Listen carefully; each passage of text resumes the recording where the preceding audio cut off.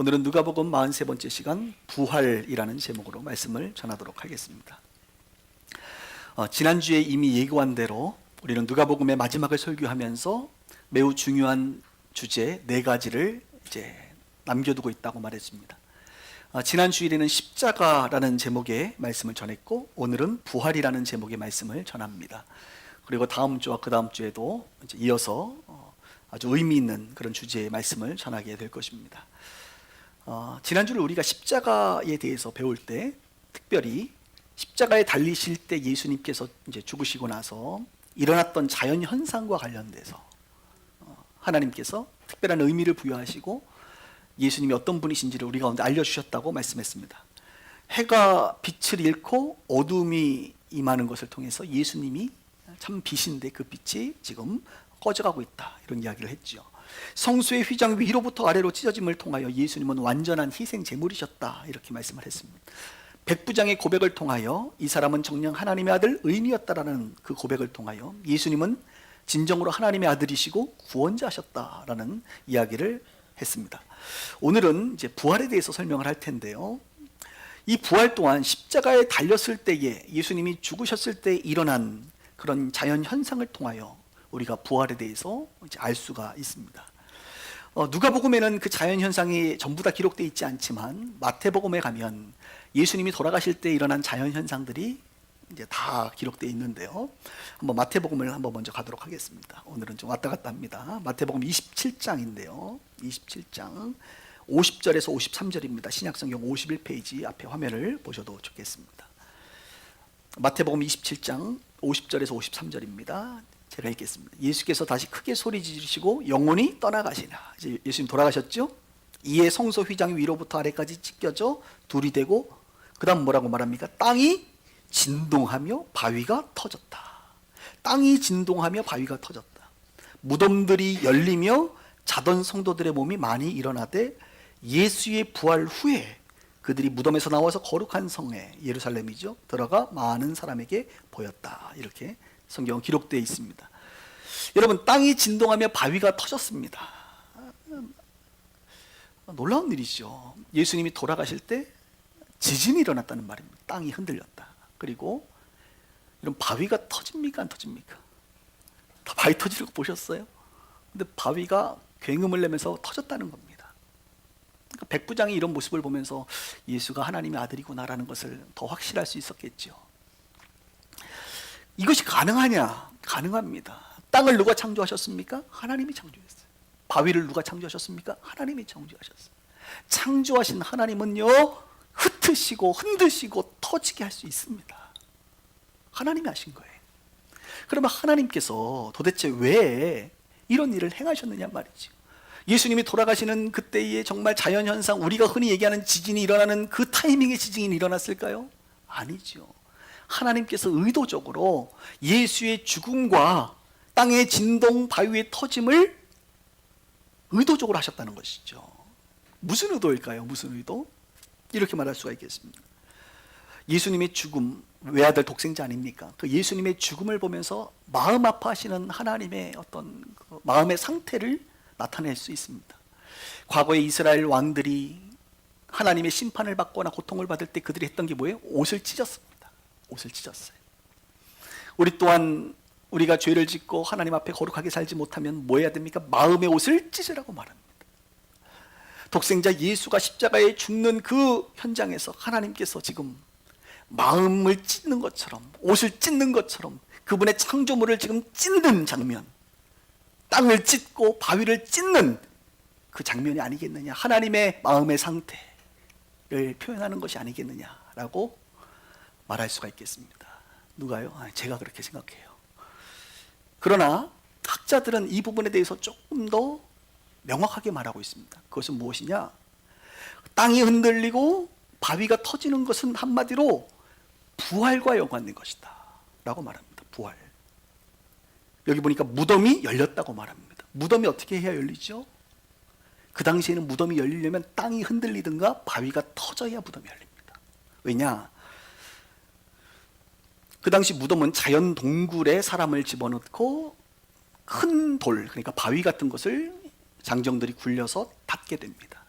혹은 자연동굴이 아니라 할지라도 개인들이 인위적으로 동굴 같은 것을 만들고 홈을 파서 그 다음에 바위를 옮겨서 이제 무덤을 만드는데, 우리 예수님께서 역시 무덤에 안치될 때에도 그러한 무덤이었습니다. 그러니까 지금 하나님께서 땅을 흔들었다는 것은요, 그리고 바위가 터졌다는 것은 무덤의 문을 열었다는 거예요. 그리고 그 다음에 나오는 말들이 무엇입니까? 많은 잠자던 자들, 죽은 자들이 예수님이 부활하시고 나서 그 다음에 일어났다는 거예요. 그래서 예루살렘에 들어가서 많은 사람들에게 보였다는 것입니다. 예수님이 십자가에서 죽으실 때 일어난 이 자연현상은 무엇을 상징하는 거예요? 무엇을 예고하는 것입니까? 바로 예수의, 무덤에 가둘 수 없는 그 예수의 부활을 상징하는 것이고 예고하는 것이다, 이렇게 말할 수가 있는 거예요. 예수님이 누구십니까? 십자가에 죽으실 때 그분은 부활하실 분이시다 라고 하는 것을 표적으로 우리 가운데 보여주는 장면이다, 이렇게 말할 수가 있겠습니다. 부활과 연관되어져서 오늘 여러분들하고 세 가지를 좀 나누고 싶은데, 첫 번째는 바로 이 십자가가 예수님의 부활을 우리 가운데 확신하게 한다는 거. 확신. 많은 사람들이 부활을 이야기하면 확신하지 못해요. 예수님이 부활했다는데 성경에 쓰여져 있는데 내가 잘 모르겠어요 라고 생각하는 것 같아요. 방금 보았던 것처럼 마태복음 27장에 나온 십자가상에서 일어났던 그 자연현상을 통하여 성경은 우리 가운데 예수의 부활, 그 자던 자들이 일어났지 않느냐, 그 부활이 있다라고 하는 것을 우리 가운데 확인시켜주는 겁니다. 물론 이 장면 말고도 구약이 얼마나 두꺼워요. 구약의 수많은 말씀과 사건들이 예수님의 부활을 우리 가운데 말씀해주고 있어요. 뭐 호세아라든지 이사야라든지 다윗의 시편의 내용을 보면 예수님의 부활을 말씀하고 있습니다.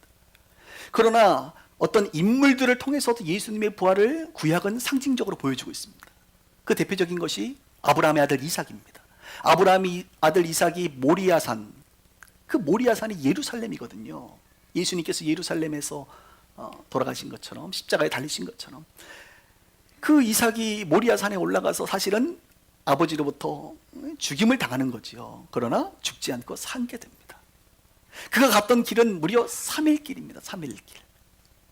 출발했다는 것은 곧 그가 이미 죽은 목숨인 거예요.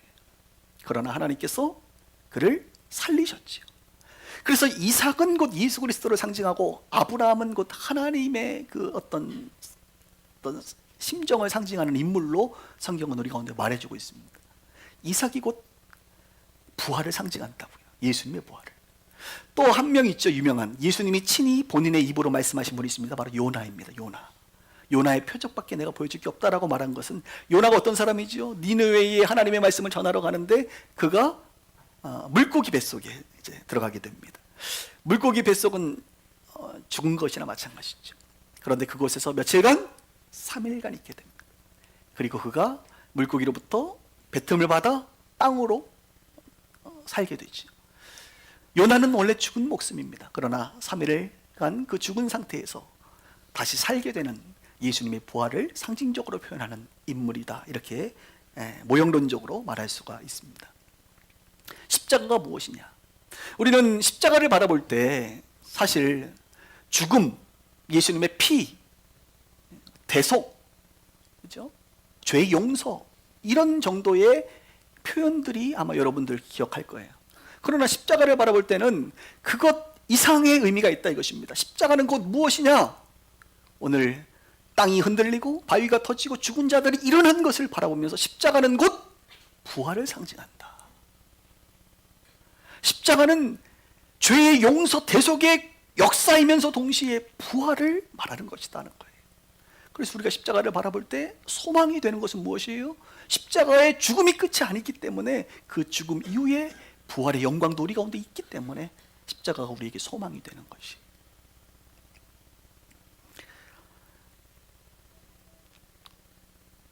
그런데 오늘 보면 예수님 후에 사람들이 일어나서 예루살렘 성에서 보였다고 했습니다. 왜 바로 일어나지 않았을까?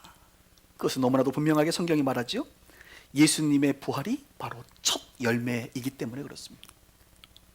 잠자는 자들의 첫 열매가 누가 되시냐? 바로 예수님이 되십니다. 예수님이 진정한 부활의 첫 열매가 되시고, 그 후에 일어날 많은 사건들이 부활의 열매를 맺게 되는 것이죠.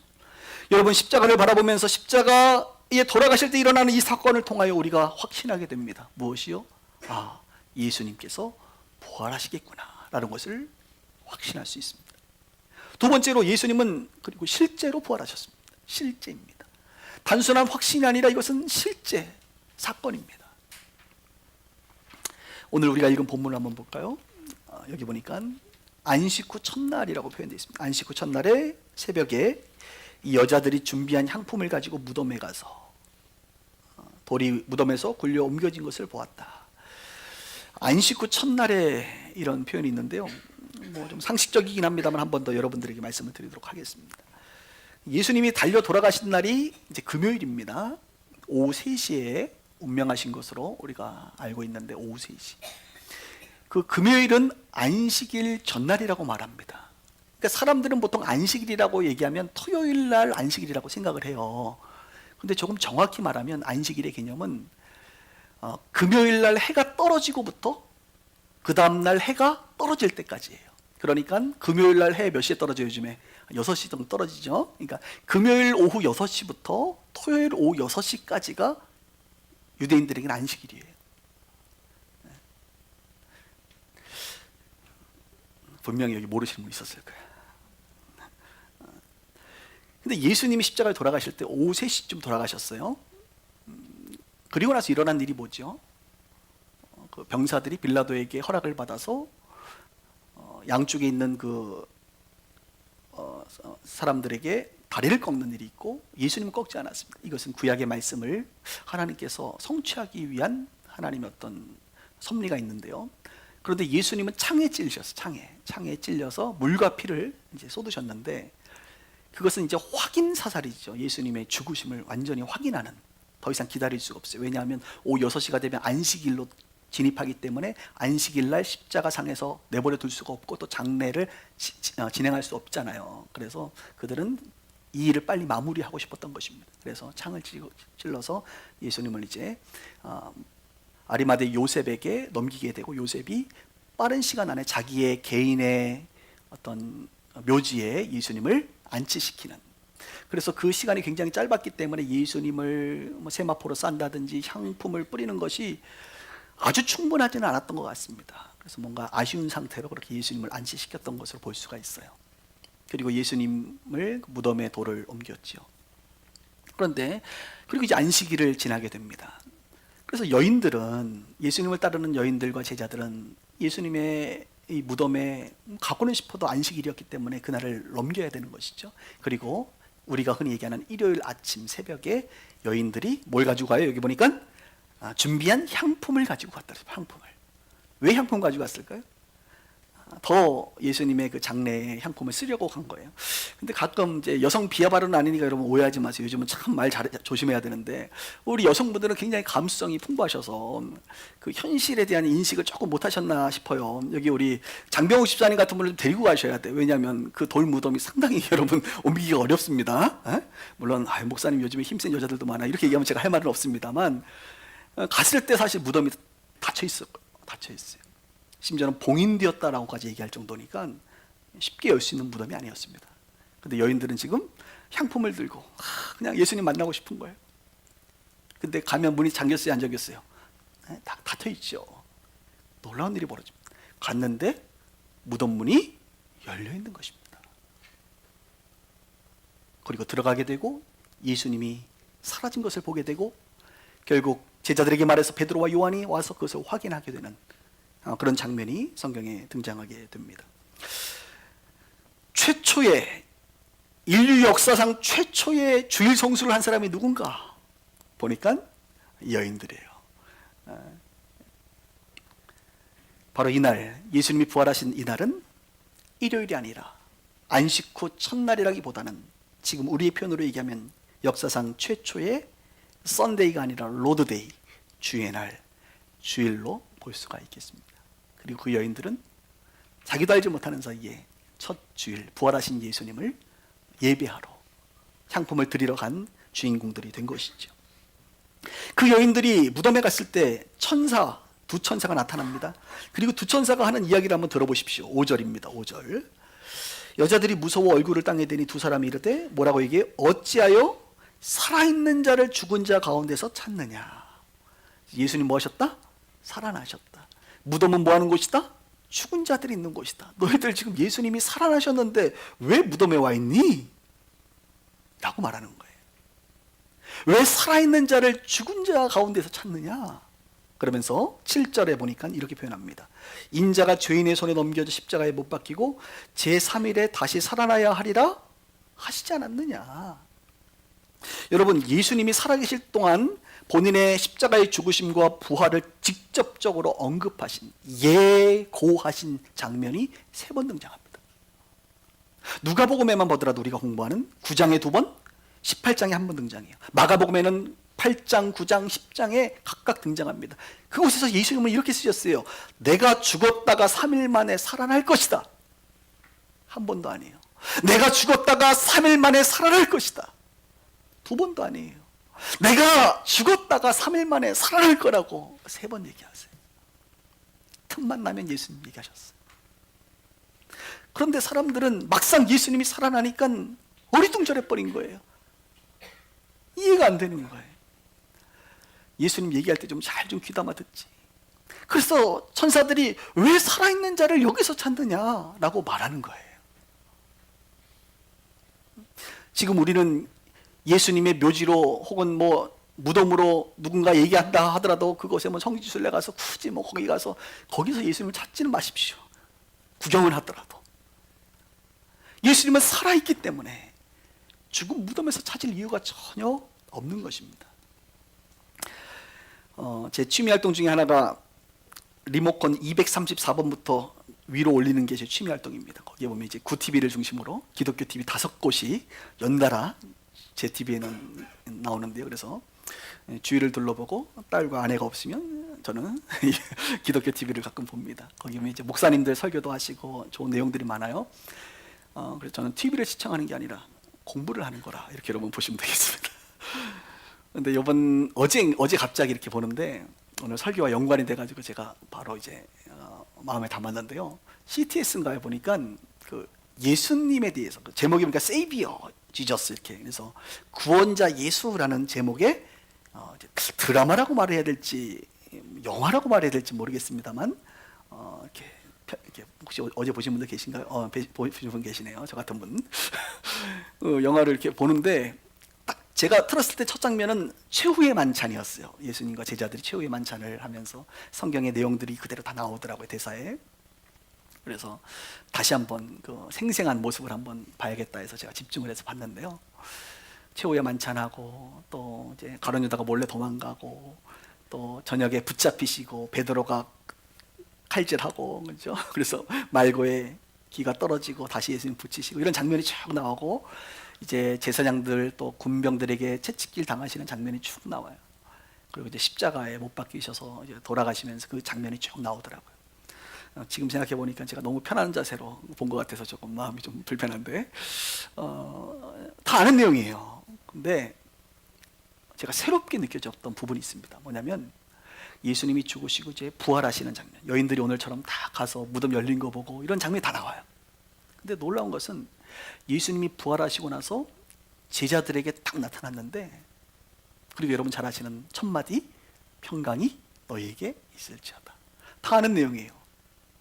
그런데 그 다음이 저에게 굉장히 감동이 됐습니다.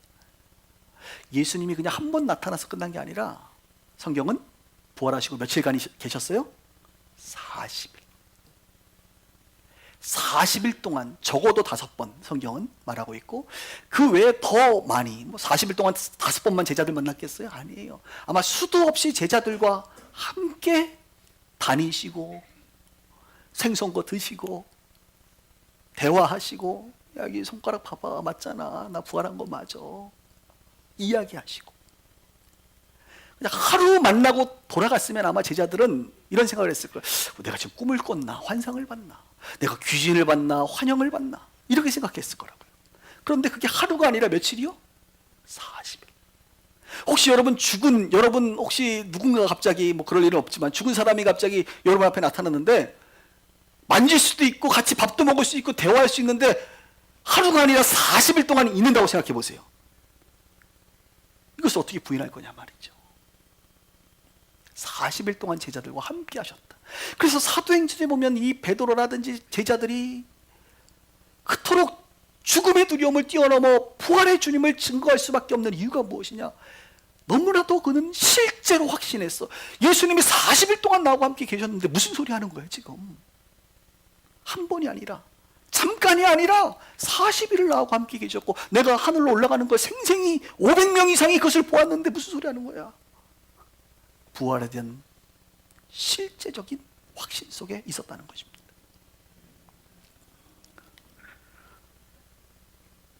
예수님은 살아생전에 살아날 것을 약속하시고 말씀하셨고 그 말씀대로 실제로 살아나셨습니다.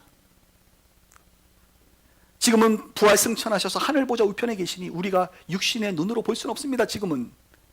그러나 지금도 성령의 도우심과 영의 눈이 열리면 그 예수님을 느낄 수 있고 만날 수 있고 그분과 대화할 수 있는 것이 바로 기독교의 비밀이요 진리입니다. 그리고 부활하신 예수님은 제자들에게 했던 말이 뭐라고요? 평강이 너에게 있을지어다. 그리고 그 드라마를 제가 보는데 그 안식일 날 제자들이 다 모여서 막 두려워하고 있더라고요. 왜냐하면 그 다음날 군인들이 자기네 이제 잔탕 소탕을 해야 되잖아요. 예수님을 따르는 자기네들을 잡아 죽이진 않겠나. 뭐 이런 두려움 가운데 그들이 있어요. 여자들이 막 문을 두드리니까 누구세요? 확인하더라고. 혹시 군인들은 아닌가 말이죠. 그렇게 두려워하고 있었어요. 여성들의 목소리가 들리면 제가 누굽니다 그러니까 문을 열어주더라고요. 왜 예수님은 평강이 너에게 있을지어다 말했을까요? 제자들이 두려워하고 있으니까. 삶의 목적을 상실해버렸습니다. 자기의 삶의 의미를 잊어버렸습니다. 완전히 멘붕이 와버렸어요. 예수님 돌아가시고. 그리고 실제적으로 군인들로부터 위협을 당하고 있습니다. 앞으로의 계획과 방향을 상실해버렸습니다. 그래서 그들에게 주님은 평강이 있을지어다 라고 말하는 거예요. 오늘 우리가 부활에 대해서 배우면서 하나 적용해야 될 것이 있다면 그것은 바로 평강입니다. 평강. 하나님은 우리 가운데 여러분들에게 평강 주시기를 원하십니다. 사도 바울이 늘 인사할 때마다 성도들에게 내가 하나님의 은혜와 평강이 너에게 있을지어다. 하나님의 은혜가 있어야 된다. 여러분의 인생에 하나님의 은혜가 있어야 될 줄 믿습니다. 하나님이 은혜로 도와주시고 은혜가 부어져야 돼요. 그 은혜는 우리의 노력과 우리의 행위를 뛰어넘는 하나님의 주권적인 도우심이요 역사예요. 그 은혜가 있어야 되고 또 하나가 필요하다면 우리 가운데 진정한 마음의 평안이 있어야 됩니다. 평안. 왜? 우리도 제자들처럼 목적도 의미가 사라질 때가 있습니다. 우리도 제자들처럼 멘붕이 와버려요. 우리도 제자들처럼 실제적인 삶에 경제적인 육체적인 질병의 위협이 옵니다. 계획과 방향을 상실할 때가 있습니다. 그래서 우리는 제자들처럼 두려워하고 있는 거죠. 불안해하고 있고 그래서 조급하고 있고 염려하고 있고 걱정하고 있고 오늘도 예배를 드리며 무언가를 근심하고 있고 그런 여러분들에게 주님이 오늘 하시는 말씀이 있다면 평강이 너희에게 있기를 원한다. 이 평강은 세상이 줄 수 있는 평강이 아니다. 부활의 복음과 능력을 아는 자만이 누릴 수 있는 평강이다. 그것을 말하고 있는 것이죠. 십자가를 통하여 예수님은 부활을 확신하십니다. 우리 가운데 확신을 주시죠. 그리고 예수님은 부활의 실제를 우리 가운데 말씀해 주고 있습니다. 마지막으로 세 번째, 우리도 부활을 기대해야 된다는 것입니다. 여러분, 오늘은 부활절이 아닙니다만 부활에 대해서 설교하고 있습니다. 부활에 대한 소식, 십자가에 대한 소식은 자주 들어도 질리지 않습니다. 자주 들어도 여러분 졸리지 않습니다. 왜요? 이것은 우리에게 진정한 소망과 기대를 주기 때문에 그렇습니다.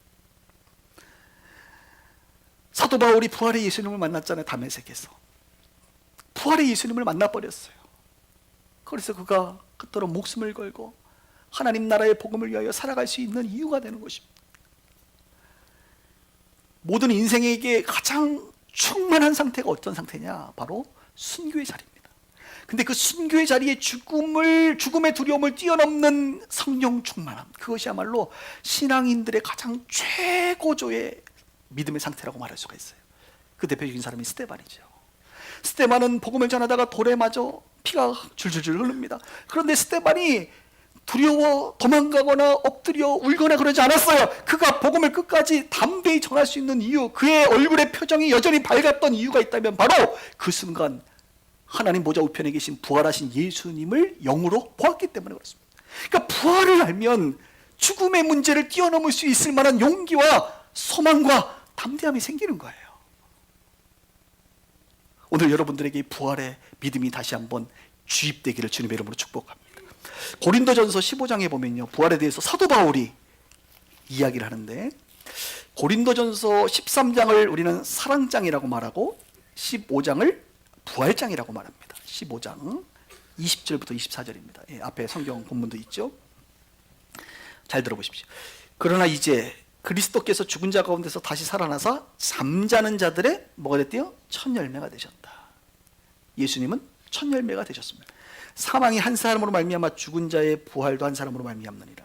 그러니까 사망은 아담의 한 사람으로 시작되고 부활도 한 사람 예수님을 통하여 시작된다는 거예요. 아담 안에서 모든 사람이 죽은 것 같이 그리스도 안에서 모든 사람이 뭘 얻어요? 삶을 얻는.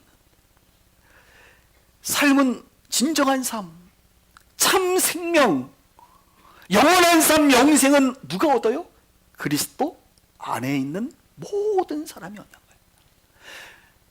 여러분이 그리스도 예수 안에 있는 모든 사람 안에 속한다고 한다면 우리는 진정한 삶을 얻게 됩니다. 그러나 각각 자기 차례가 있어요. 차례, 부활의 차례. 첫째는 예수님이시 그리스도시요, 다음에는 그가 강림하실 때에 누구예요? 그리스도에게 속한 자다. 그 후에는 마지막이다. 정리하면 이거예요. 예수님은 잠자는 자들의 첫 열매가 되셨다. 그리스도 안에 있는 모든 사람은 진정한 삶을 얻게 된다. 그리고 예수님께서 부활하셨고 우리도 그리스도에게 속한 자인 우리도 부활할 것이다. 우리가 부활하고 나서야 그 다음에 뭐가 와요? 마지막이 와요. 마지막 종말. 가끔 그리스도인들이 종말의 때를 두려워하는 사람들이 있는데 제가 정확히 말씀드릴게요. 그리스도인들은 종말을 맞이하지 않습니다. 이 종말은 마지막 때를 말하는 거예요. 그리스도인들, 그리스도에게 속한 자는 종말이 오기 전에 부활합니다. 주님을 만나요. 그리고 남겨진 자들이 종말을 맞이하는 거예요. 마지막을 맞이하는 거예요. 이해가 되셨나요? 그런 면에서 저와 여러분들은 종말을 보지 않고 주님을 만날 사람들이에요. 이 부분에 대해서 조금 더 구체적으로 데살로니가 전서가 말하고 있는데요. 4장 13절입니다. 신약성경 332페이지. 데살로니가 전서 4장 13절부터 이제 바울이 결론적으로 말합니다. 형제들아, 자는 자들에 관하여는 너희가 알지 못함을 우리가 원치 않는다. 자는 자들이라고 하는 것은 지금 우리가 죽으신 분들 있죠? 그런 분들을 말합니다. 이는 소망 없는 다른 이와 같이 슬퍼하지 않게 하려 함이라. 그러니까 예수를 믿는 사람은 소망이 있다는 거예요. 그러니까 소망 없는 다른 사람처럼 제발 죽은 사람들 때문에 슬퍼하지 말라. 장례식장 가서 아이고 한 번만 우세요. 한 번만. 저도 저희 아버님 한 17년 전에 돌아가실 때 딱 숨이 딱 끊어질 때 눈물이 나더라고요. 임종하실 때. 그때 한번 제가 소리를 내서 한번 울고 그 다음부터 장례 일정 가운데 울질 않았어요. 그래서 저희 형님이나 누가 참 독하다 너는.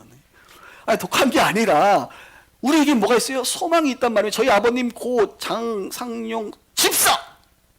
저희 아버님 집사님이셨어요. 예수 잘 믿고 돌아가셨어요. 우리는 소망 없는 다른 사람과 다르다. 왜 소망 없는 사람들처럼 맨날 이렇게 슬퍼하냐?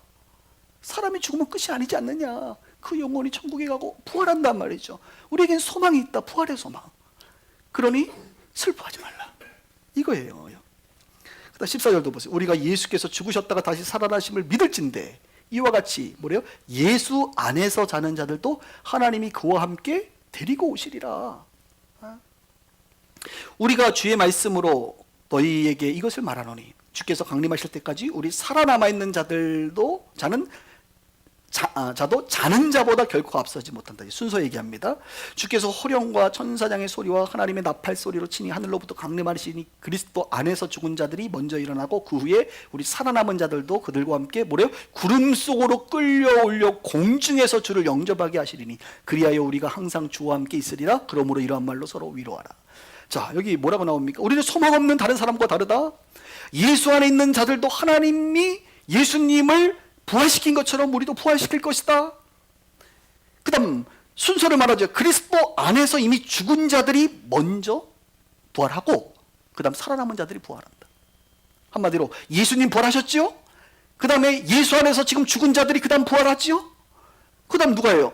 살아서 우리가 살다가 요한계시록으로 말하면 일곱 인재양, 나팔재앙, 대접재앙이 있는데 일곱 번째 나팔 소리가 불릴 때 종말이 오기 전에 우리가 살아나고 주님을 만나고 그 다음 남아있는 자들이 마지막 종말을 맞이하게 된다는 거예요.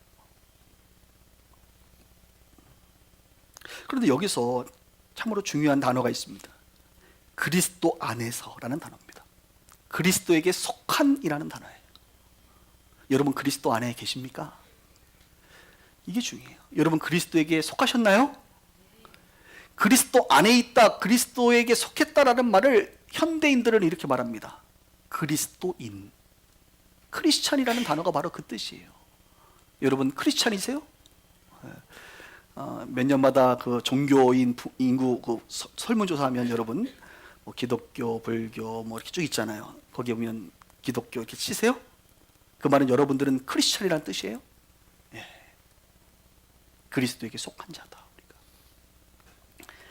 그렇다고 한다면 여러분은 부활할 사람입니다. 참 생명과 영생의 삶을 살 사람. 제가 옆 사람하고 이렇게 인사하고 싶은데 여러분 부담스러우니까 저를 보면서 이렇게 얘기해 주세요. 목사님은 부활할 사람이셨군요. 시작. 목사님은 부활할 사람이셨군요. 예, 저는 부활할 사람입니다. 여러분도 부활할 사람입니다. 왜요? 우리는 크리스찬이니까. 우리는 그리스도에게 속해 있으니까. 성경의 말씀처럼 예수님이 부활하셨고 우리도 그분 안에 속해 있으니까 우리도 부활할 거란 말이에요. 부활할 사람이라고 하는 이 신분을 가지고 이 정체성을 가지고 살아가세요. 그래서 18절이 말하는 것처럼 이러한 말로 서로 위로하라. 우리에게 진정한 위로는 무슨 위로냐? 바로 이거예요. 우리가 부활한다. 죽어도 부활한다. 우리는 예수 부활, 내 부활 된다는 거예요. 이게 진정한 위로예요. 우리 가운데. 장례식장에서 무엇이 위로가 돼요? 아이고 그래도 우리 고인이 오래 사셨잖아요. 그래도 우리 고인이 명예롭게 돌아가셨잖아요. 그게 위로가 돼요? 죽으면 끝이에요. 뭐 재산이 그래도 많아서 자녀들 잘 물려줬잖아요. 그게 위로가 돼요? 안 돼요. 진정한 위로는 뭐예요? 그분은 천국에 가셨잖아요. 부활하셨잖아요. 영원한 생명, 참 생명, 진정한 삶을 누리시잖아요. 지금도. 이것이 진정한 위로가 되는 거예요. 그건 장례식장은 아니어도 그런데 우리에게도 당장 죽을 것 같고 실패할 것 같은 삶이 있죠. 지금 여러분들. 여러분 하나 기억하십시오. 예수 안에 있는 자에게는 여러분 실패가 없습니다. 이게 또 무슨 말인고? 뭐 세상이 말하는 실패들은요, 그건 아무것도 아니에요. 가장 인생의 위대한 문제, 해결할 수 없는 죽음의 문제를 우리는 승리로 이끈 사람, 죽음의 문제를 극복한 사람. 예수 믿는 게 그래서 진정한 승리자예요. 예수를 믿는 게. 다른 것 다 이 땅에서 승리한 것처럼 보여도 예수 안 믿고 인생이 마감되고 지옥 가는 건요, 그건 승리가 아닙니다. 실패예요, 그 인생은. 그러나 이 땅에서 그냥 그렇게도 힘들게 살아도요, 결국 예수 믿고 영원한 천국에 입성하면 그게 승리하는 거예요. 승리하는 거. 성공한 인생이에요. 가장 가치 있는 승리입니다. 그 승리는 다른 승리에 비할 바가 안 됩니다. 그래서 오늘 여기 앉아있는 여러분들이 육신의 눈으로 보면 승리한 것 같지 않아도 주님의 눈으로 보면 우리는 승리한 사람들. 그래서 승리하신 그 승리케 하신 예수님을 찬양하고 예배하는 거예요. 말씀을 정리할게요. 예수님은 요한복음 11장 25절에 죽은 나사로를 살리고 나서 이 부활에 대한 메시지를 한 번 더 강조하셨습니다. 죽은 나사로를 살리고, 여러분 잘 아시는 말씀이죠. 나는 부활이요 생명이니 나를 믿는 자는 죽어도 살겠고 무릇 살아서 나를 믿는 자는 영원히 죽지 아니하리니 이것을 내가 믿느냐. 나는 부활이고 생명이고 나를 믿으면 죽어도 살고 살아서 믿으면 영원히 죽지 않는다. 그리고 마지막 말이 뭐예요? 내가 이것을 믿느냐. 오늘 여러분들에게 질문할게요. 오늘 부활에 대한 설교를 여러분 거의 30분 이상 들었습니다. 그리고 한번 질문합니다. 예수님의 음성으로 여러분 그것을 믿습니까? 여러분들이 부활을 믿습니까? 정말 그 부활을 믿는 믿음으로 살아가라는 거예요. 이곳에는 죽음의 어떤 순간에 다녀오신 분들이 많이 계실 거예요. 질병 때문에, 여러 가지 인생의 어려움 때문에. 그런데 그것을 우리가 두려워하지 않고 극복할 수 있는 유일한 길이 있다면 바로 부활신앙입니다. 부활신앙. 저는 우리 빛과 소금의 교회 식구들이 어떠한 상황 속에서도 나의 영혼이 잠잠할 수 있으면 좋겠어요. 태연했으면 좋겠어요. 그러려면 부활신앙이 있어야 됩니다. 부활의 주님을 알고 나도 부활할 것이다. 이 땅의 삶이 전부가 아니다. 십자가는 예수님의 부활을 우리 가운데 확신시켜줬지요. 진동과 지진과 바위의 터짐과 무덤의 열림은 예수님의 부활을 확신시켜줍니다. 예수의 부활은 실제였습니다. 40일 동안 제자들에게 나타났으니 여기 계신 분들도 신앙생활하면서 부활하신 예수님과 교제하고 만나고 느끼고 살아가는 분들은 예수를 부인하라고 얘기해도 할 수가 없어요. 아유, 내가 수십 년을 예수님과 동행했는데 무슨 소리 하는 거야 지금. 예수님이 안 계시다고? 그렇게 거짓말을 할 수가 없어요. 그것은 실제입니다. 우리도 부활을, 진정한 부활을 소망하고 기대해야 됩니다. 오늘 예수님 여러분들에게 부활의 내가 전하니 평강이 있어라, 평강이 있어라 라고 말합니다. 내가 잠자는 자들의 첫 열매가 되었으니 너희들도 부활할 것이니 소망을 갖고 그것이 너에게 위로가 되기를 원한다 라고 말씀하시는 주님의 음성을 듣게 되기를 바랍니다. 기도하겠습니다.